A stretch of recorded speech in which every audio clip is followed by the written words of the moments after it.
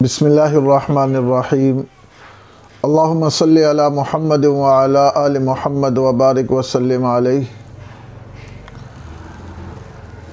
आज आप हज़रात के सामने निकाह कोर्स के हवाले से, तलाक़ के हवाले से कुछ बात करना चाहता हूँ। आपके इल्म में ये बात मौजूद है कि हम रिश्तों के हवाले से हम आप वेलफेयर की तरफ से हमने ये सिलसिला एक शुरू किया है। इसमें हमारे सामने बहुत से भाइयों ने, दोस्तों ने, बड़ों ने रब्ता किया। इसी तरह बहुत सी बहनों ने, बेटियों ने रब्ता किया और उनके घर बर्बाद हो चुके हैं, उनके रिश्ते टूट चुके हैं।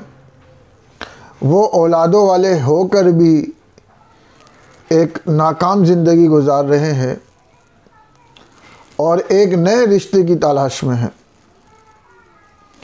मैंने जब उनकी रुदात के ऊपर, उनकी कहानियों पर गौर किया तो मुअज़्ज़ज़ दोस्तों और भाइयों, मेरे सामने जो बात आई वो ये कि हम अपनी औलादों की शादियां करवा लेते हैं, अपने बच्चों और बच्चियों की शादियां करवा लेते हैं, लाखों रुपए उसके ऊपर ख़र्च करते हैं, बहुत कुछ हम उनको दे देते हैं, उनको हर तरह की हम तालीम दिला देते हैं। लेकिन अगर हम उन्हें नहीं बताते तो हम निकाह के हवाले से नहीं बताते कि ये निकाह कितना मुअज़्ज़ज़ रिश्ता है, और अगर हम नहीं बताते तो तलाक़ के हवाले से हम इनको नहीं बताते कि भाई तलाक़ का क्या हुक्म है, तलाक़ देनी नहीं चाहिए। जितना हो सके अपने आप को तलाक़ से बचाए। हमें चाहिए कि हम अपने बेटे को, अपने भाई को ये बात समझाएं कि हद्दुल इम्कान कोशिश ये की जाए कि तलाक़ जैसे अमल से दूर रहा जाए। हम अपनी बहन और अपनी बेटी को ये बात समझाएं कि हद्दुल इम्कान ये कोशिश की जाए कि आपका घर बस जाए। और बाज़ औक़ात ऐसा मरहला आ भी जाता है कि बात तलाक़ तक आ जाती है। अब सवाल ये है कि अगर तलाक़ देना चाहे तो किस तरह दे। या तो मुसीबत ये है, या तो अज़ाब ये है कि हमारी यूसी के अंदर कमेटियां बनी हुई हैं, हमारी मसलहत कमेटी बनी हुई है, हमारी पंचायतें कमेटियां बनी हुई हैं, लेकिन उनको ख़ुद बुनियादी इल्म नहीं है। आप देख लें, हमारे बड़े बड़े वकाला वो तलाक़नामा तैयार करते हैं और उसमें लिख देते हैं कि भाई फ़लाँ की तरफ से फ़लाँ को 3 तलाक़। मसलहत कमेटियां जो बनी हुई है, चेयरमैन और जो पंचायतें कमेटियां बनी हुई हैं, उसमें भी ये लिख दिया जाता है तलाक़ के वक़्त के फ़लाँ शख्स की तरफ से फ़लाँ औरत को 3 तलाक़ दी जाती है। और खुदा के बंदो, जब आप ये लिख देते हो और जब 3 तलाक़ें दे देते हो तो उसके बाद तो मसलहत और उनको करीब करने की कोई गुंजाइश ही नहीं रहती। अब सवाल ये है कि अगर कभी अल्लाह ना करे कभी तलाक़ तक नौबत आए तो तलाक़ किस तरह देनी चाहिए, इसका सही तरीक़ा क्या है। तो अज़ीज़ भाइयों और दोस्तों, मैं मुख्तसर लफ्ज़ों में आपके सामने बात रखता हूँ कि अगर कभी किसी को अपनी बीवी को तलाक़ देना चाहे तो क्या करे। पहली बात ये कि माहवारी के बाद जब वो पाक हो जाए तो उस माहवारी में उससे सोबत न करे, उसके करीब न जाए और उसको एक तलाक़ दे दे, तलाक़ रजी, और उसको छोड़ दे। अब इद्दत के अंदर इस शख्स को ये हक़ हासिल है कि उसने आज तलाक़ दे दी, 2 दिन बाद, 4 दिन बाद, हफ्ते बाद, महीने बाद उसको ख़्याल आया कि ये अमल मेरा गलत था, या मेरी बीवी ठीक थी, या बीवी की गलती थी, बीवी ने माफ़ी मांग ली। अब ये शख्स दोबारा अपनी बीवी की तरफ रुजू करना चाहता है तो इद्दत के अंदर बग़ैर किसी अमल के, बग़ैर किसी परेशानी के ये जाकर ख़ुद रुजू कर सकता है।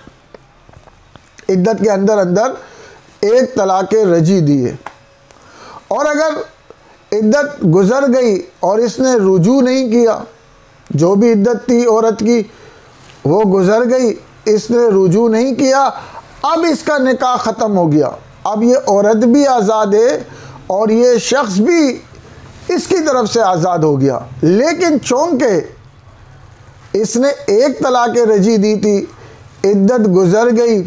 इद्दत गुज़रने के बाद अब इसको ख्याल आया, या बड़े बैठ गए आपस में और इनको राज़ी कर लिया, अब कुछ भी नहीं करना पड़ेगा, दोबारा से निकाह पढ़ लिया जाएगा और ये दोबारा एक हो जाएंगे।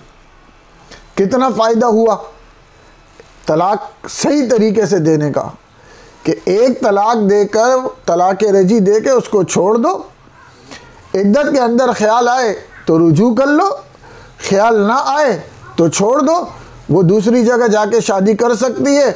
और अगर कल आपने उससे इद्दत के बाद रुजू करना है, दोबारा उसको अपने निकाह में लाना है, तो सिर्फ निकाह करना है। तो ये तरीका सबसे बेहतर है तलाक देने का। दूसरा तरीका क्या है? दूसरा तरीका ये है कि 3 तलाक़ें 3 पाकियों में दी जाए। पहली पाकी के बाद तलाक दी जाए, दूसरी पाकी और माहवारी के बाद तलाक दी जाए, और तीसरी पाकी में तलाक दी जाए। ये तरीका बेहतर नहीं है। क्यों बेहतर नहीं है? इसलिए कि इस तरीके से भी अगर आपने 3 तलाक़ें दे दी तो 3 तलाक़ें देने के बाद फिर आप रुजू नहीं कर सकते, इसलिए कि 3 तलाक़ें थी, अब वो ख़त्म हो गई है। अब आप खाली निकाह से काम नहीं चलेगा कि आप निकाह करके उसको अपने उसमें ले आओ, वो आपके यहाँ से अब वो फारिग हो चुकी है। तीसरा जो तरीका है वो ये है कि इसको कहते हैं तलाक़ बिदअत। ये इंतहाई गलत तरीका है। वो क्या है कि आप बीवी को उस तोहर में, वो जो उसके अय्याम हैं, अय्याम मखसूसा, उसके अंदर आप तलाक दे देते हो, या उस तौर में तलाक देते हो जिसमें उसके साथ सोहबत की हो, या उसको 3 तलाक़ें एक साथ दे देते हो, एक ही मजलिस में दे देते हो, एक ही लफ्ज़ पे दे देते हो। तो इसमें कहा जाता है कि ये जो तलाक है, ये तलाक बिदअत है, ऐसा शख्स गुनाहगार होगा। अब जब ऐसा शख्स गुनाहगार होगा तो वो पंचायत कमेटी क्या होगी जो लिख लिख कर भेज रही है? उस वकील का क्या बनेगा जो वकील साहब 3-3 तलाक़ें के फ़ाइल बनाकर उनको भेज रहे हैं? भाई आप उनको समझाओ, मकसद आपका निकाह ख़त्म करना है ना। वो जब एक तलाक से हो सकती है तो क्या जुल्म तुम पर आई हुई है, क्या मुसीबत आई हुई है कि तुम 3-3 तलाक़ें दे रहे हो? तो अज़ीज़ भाई और दोस्तों, आपसे गुजारिश है कि ये वीडियो ख़ुद भी सुने, अपने दोस्तों को भी सुनाएं, अपने बच्चों को सुनाएं, अपने बेटियों को सुनाएं, अपने भाइयों को सुनाएं, ताकि उनको पता चले कि भाई ये तलाक़ का तरीका क्या है। और इंशाअल्लाह ताला हम इस सीरीज़ को जारी रखेंगे और रिश्तों के हवाले से, निकाह के हवाले से जो शरई मसाइल हैं उनको भी सामने लेकर आएंगे।